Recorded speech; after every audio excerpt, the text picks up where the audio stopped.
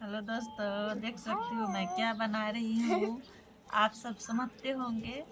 और देख सकते हो मैं बथुआ साग के बिरिया बना रही हूँ। जो बरसात महीना होता है ना, अखार, इसी टाइम में इसको खाया जाता है। तो उस दिन के लिए मैं ये बना कर रख लेती हूँ। कहाँ से बथुआ साग लाते हैं? खेतों में से, गेहूं के खेतों में होता है बथुआ साग। और ये जी। उड़द का दाल है, उसको पीस दिया हूँ काल वो जत्ता में। काला उड़द है। और हाँ। देखिए बथुआ ये साथ में है। ये इसको पहले सुखाया जाता है और उसके बाद सोंट के इसमें देखियो किस तरह से गाढ़ा बेसन के जैसा घोल होता है ना, ऐसे इसका घोल बनाया गया है उड़द दाल का। और ये बिरयानी देख सकते हो ऐसे बनाया है। और खाने में बहुत अच्छा लगता है। अजी आपको भी बनाना तो इसी तरह बना सकते हैं आप भी अपने घरों में। और पानी के सीजन में इसको खा सकते हैं आप।